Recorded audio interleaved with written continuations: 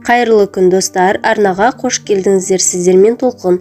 Бүгін сіздермен өте оп-оңай грек жаңғағы қосылатын үгітілмелі қамырдан печенье дайындаймыз. Шайға өте керемет үйлеседі. Видеоның соңына дейін қарап, арнаға тіркеліп кетуді ұмытпаңыздар. Ең алдымен ұнымызды електен өткізіп аламыз.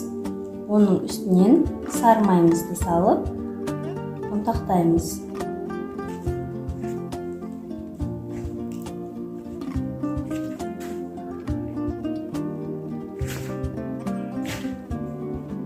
Енді оның үстінен жарты шай қасықтай тұз саламыз және қаймағымызды саламыз. Менде 20% қаймақ.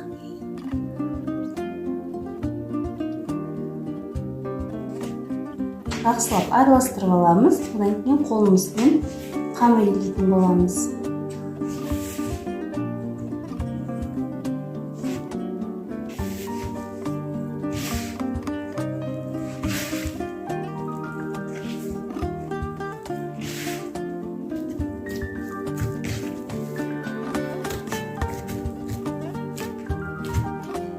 Неге бізде осындай жұп-жұмсақ қамыр шығады.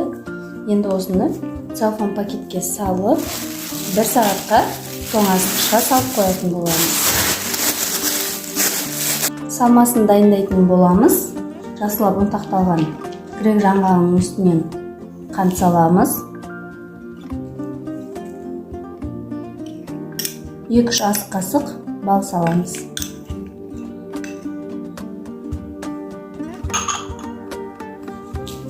Осыны жақсылап араластырамыз.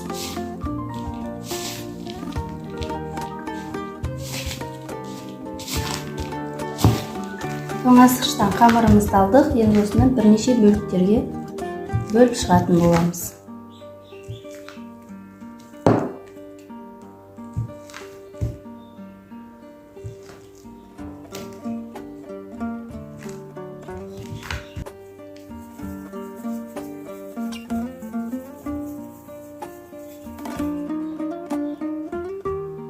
Енді қамырымызды жаямыз.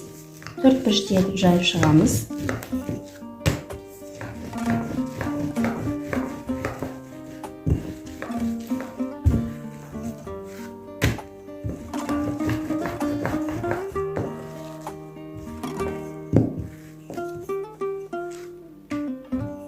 Осылай жайып алдық. Енді арасына салмамызды салып шығамыз.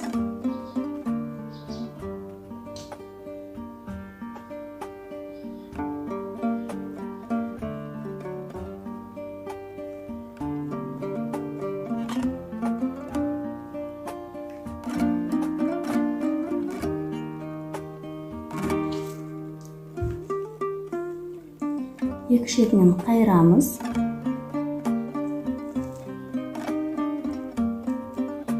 Енді орап шығамыз дәл осылай. Арасын тығыз етіп ораймыз.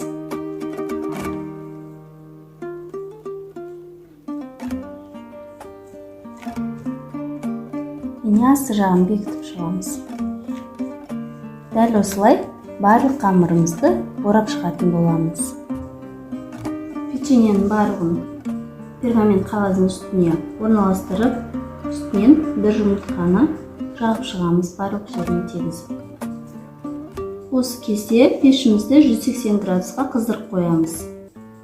Жақсылап қызғаннан кейін ішіне салып, қызарғанша пісіріп аламыз. Шамамен 20-25 минутта пісіп шығады. Осылай қып-қызыл болып пісу керек. Енді қалауыңыз бойынша бетіне қант ұнтағын сепсеңіздер болады.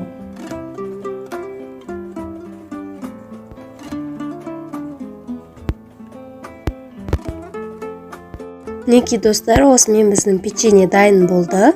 Жасалу жол мүлде қиын емес. Дәл менің рецептім бойынша жасап көруге кеңес беремін. Егер менің видеом сіздерге пайдалы болса, арнаға тіркеліп, достарыңызбен бөлісіп, қоңыраушаны басып қоюды ұмытпаңыздар.